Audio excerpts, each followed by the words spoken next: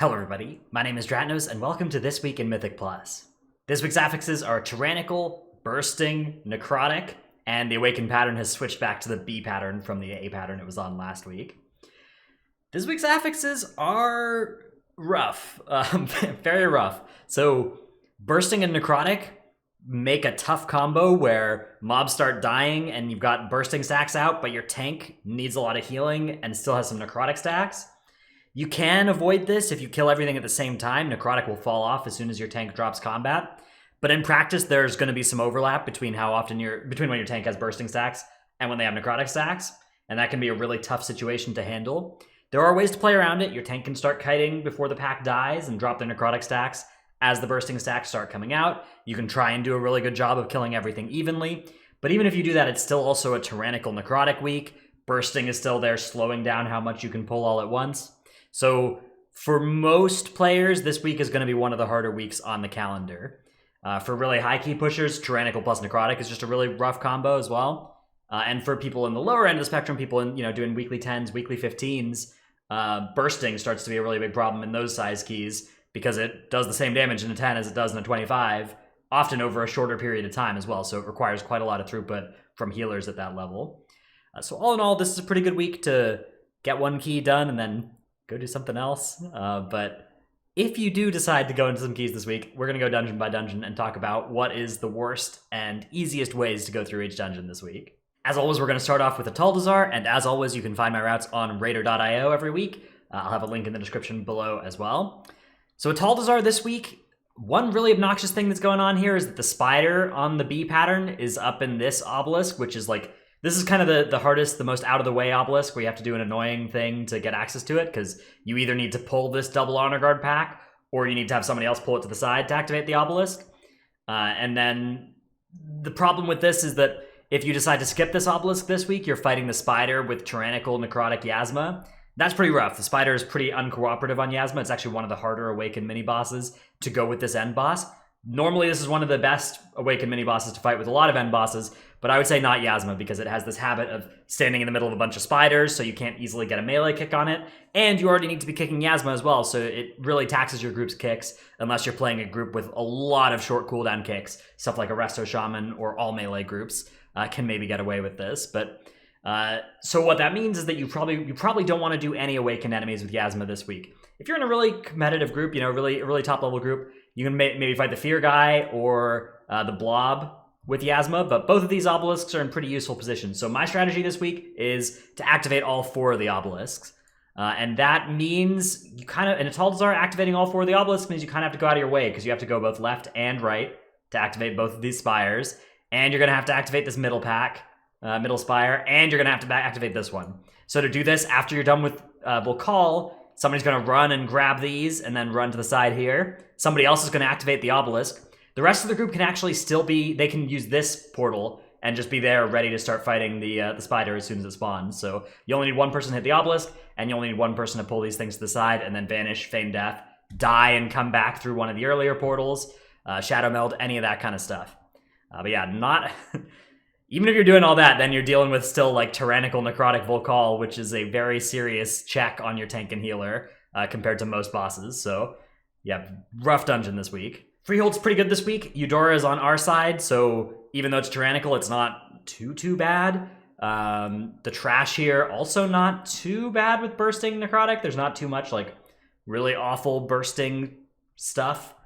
So I think this is probably one of your better bets this week. It's also very safe to fight the spider with Harlan. Harlan doesn't do too much above 60% health. It's pretty easy to reset your necrotic stacks on him when he goes into one of his cast sequences, so you don't really need to worry about the extra stacks that you're going to accumulate by having an Awakened enemy, because you're probably going to get a good opportunity for your tank to drop those stacks.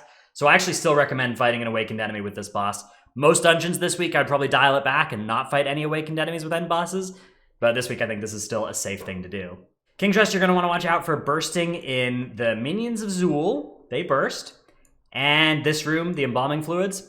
Groups have a couple different ways of doing this room. Some will just go in and do this, in 2 or 3 pulls rather than in 1 pull. Some groups will try and just, control the bursting and kill 5 enemies and then wait a little bit, let the stacks fall off.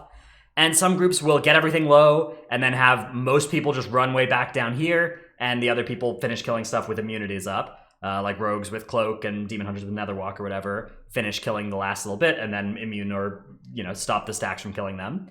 So those are a couple of different options you have for dealing with this room. Beyond that, though, the main thing that's going to challenge you is tyrannical necrotic bosses, of which really all 4 of them are rough. In particular, King Dazar, when he's got his raptors out, that's going to put a lot of stacks on your tank, and this is a tank healing intensive boss, so watch out for that. Shrine of the Storm, most little enemies in here don't burst, but Tide Sage Initiates do burst. So you're going to want to watch out for those here. Here, there's some Tide Sage Initiates. And here, these are Tide Sage Initiates as well. Be very careful with how you're handling those. The real problem will come if they come in the middle of a pull while you're fighting other stuff, and you're not ready for them. Then you're going to have a bunch of extra necrotic stacks on your tank as well that they apply. So that can be something to really, really watch out for. That can happen especially when you're fighting these mini bosses as well, because mini boss is not crowd controllable. It can sometimes be hard for the tank to drop necrotic on a whim. You can pull some stuff into this boss and use the ward to your advantage against these debuffs, but that's an advanced strategy that I would not recommend trying unless you're doing a really high level key and you think you need to do that to time the key. Siege of Boralus, there's a couple of annoying enemies that will burst in this area, a lot of low health mobs that trigger bursting on death. If you're using an Ashvane Spotter to do stuff, that's also gonna sometimes cause a problem with bursting, where you sometimes have the ability to stop your damage, but the spotter does not, right? So if you have an enemy dying to a spotter puddle, that can sometimes extend a bursting stack in a really awkward way. But besides that, it's actually not too bad of a dungeon this week. Tyrannical and Necrotic. Yeah, Necrotic, not even too bad on this boss, because you get some opportunities to drop it, but Tyrannical is kind of bad, so... yeah, it depends on the key level, right? Like, Tyrannical, not too bad in the low keys, but as you start getting to really high level keys, that's when Tyrannical starts outscaling Fortified in terms of difficulty by a lot. So if you're somebody who's been pushing like 18s, 20s in previous weeks, expect those boss fights to start really feeling like a marathon this week. Temple of Sethraliss is basically all about the boss fights this week. There's really not much going on with any of the trash. Necrotic and Bursting, not really two operative affixes on anything else. The trash, though, or the bosses, yes, all of them can be rough. Actually, all 4 of them can be a problem, but Galv in particular is going to be really tough because your tank can't easily drop stacks of Necrotic on this fight. You can't really kite this boss for a couple seconds easily to drop stacks that way. So it's a really good one if you can, if your tank isn't like a Brewmaster that can easily drop these stacks just naturally throughout the fight. And they, unless they're playing one of the other tanks and they get very lucky, you might need like a DPS to taunt and then use a defensive for a couple seconds. Especially immunities plus taunts are really strong here, so you can use, bubble and then taunt, or netherwalk and taunt, parry and taunt from an arms warrior. Those sorts of effects can be useful here. You only get the taunt for 3 seconds when you're doing that. It'll fall off after the taunt debuff expires because you've got an immunity on you, but it is something that might be enough to let your tank drop stacks. So Motherlode's not too bad this week. Tyrannical is a fairly good affix in here. A lot of the tough bosses don't actually apply necrotic stacks, like Rixa and Mogul Razdunk. Necrotic really not a problem on them at all. And on these 2 bosses, it's also they're not really tank damage bosses. So the boss fight problem of Tyrannical plus Necrotic, not really active in here. Bursting, not too bad here either. There's not a lot of really small mobs. There's these like laborers, but you're never going to really run into this situation of having more than like 5 stacks of bursting or 6 stacks of bursting, which is something that will get you in some of the other dungeons. Necrotic can be rough, especially if you get in a bad spot where these peacekeepers are hunting you down, but if you're smart about it and you can kite them while they're in their cast sequences and then drop your stacks pretty easily. If you keep those necrotic stacks up and then they finish one of their cast sequences and then you try and kite, they will just hunt you down and they're immune to crowd control and stuff, but that is something that can easily be played around. So yeah, pretty good dungeon for this week, all things considered. The B pattern in the Underrot is a return of Blood of the Corruptor to this obelisk here, which is the one that is the most out of the way and the most awful to go and activate. So I'd recommend fighting this with the last boss. It's tyrannical and it's necrotic, so it's not free to do so, but in my opinion, unless you're doing this key at a level where, the timer is really not an issue for you, this is going to be a huge savings in terms of time. In exchange for a small increase in difficulty of that last boss fight.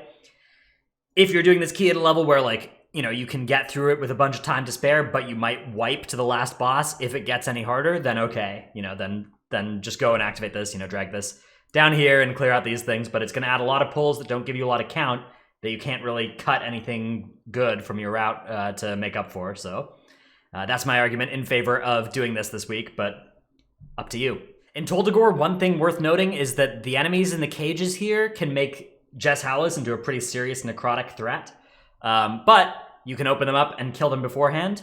These enemies will trigger on death affixes and give enemy forces count if you fight them before Sethraliss. If you fight them during the Sethraliss fight, they won't do either of those things. So they won't burst and they won't give you count. So if you're planning to do them during the fight, you're going to need to unclick them from this MDT and find some extra count somewhere else, because that will bring you below 100%. Waycrest has a lot of tricky tyrannical bosses, and with Necrotic active, Rawl the Gluttonous actually becomes a pretty rough tyrannical boss too, because it's difficult to drop your Necrotic stacks during this fight.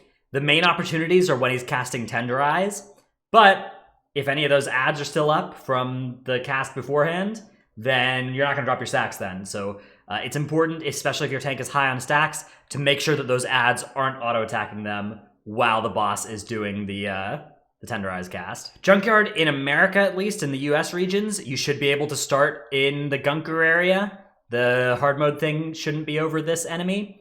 I'm not 100% sure about that, but I'm pretty sure. I'm pretty sure that it's weeks 2, 5, 8, and 11 that you can't go left and start in this area if you're in America. I don't actually know which ones are in the other regions, so you'll have to, check. And if you find out that the hard mode enemy is over Gunker, you actually don't need to adjust your first couple pulls. You can still go and get these shock bots, which I recommend.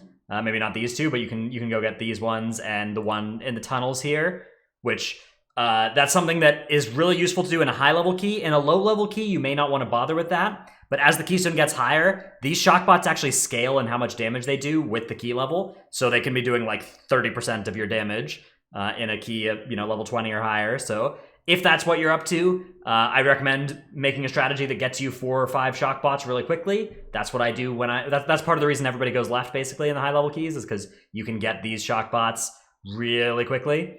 But if you don't want to do that, then, don't bother. Especially if it's a lower level key, it's going to be less important to do that. Bursting and Necrotic in here. So the no meeting slimes, they will trigger bursting, but the little things they make don't trigger bursting, so you don't have to worry too much about them.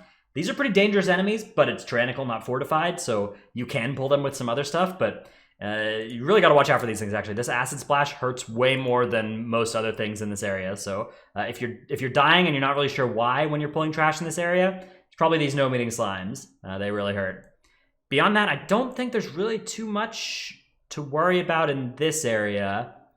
Obviously Necrotic can get you anywhere, but I think that it's mostly okay up here. The tyrannical bosses are definitely going to be something to watch out for. Workshop's going to be all about those tyrannical and necrotic encounters. Not too much worrying about bursting besides this area. So this area, especially with bursting, you're going to be line of sighting these living wastes ideally to avoid getting hit by their explosion when they die. But you're not going to be able to line of sight the bursting. The bursting hits regardless of line of sight. What you got to watch out for here is if your whole group wipes and any of these things are casting their volatile waste, they will still explode and die, but you won't get count from them. You won't get enemy forces from them. If that happens with even one of these, you're going to be short. You're going to be short on count. And if that happens, what you're going to want to do is add one of these patrolling robots to this pull. So the way you can check that is as you're flying up here, if you're tracking your actual count numbers, if you see that you're at an odd number, then that's one way to know.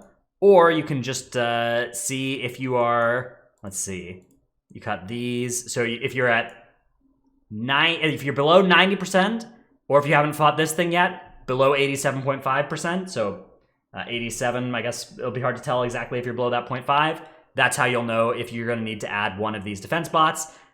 Really only comes up if you do wipe in this area, though. If you don't wipe in this area, it's not something you're going to have to worry about checking at all. If you do wipe while you're fighting these living wastes, though, which can happen, especially on a bursting week, that's something to look out for. That's it for this week in Mythic Plus. Hope this helped. Sorry about the affixes this week.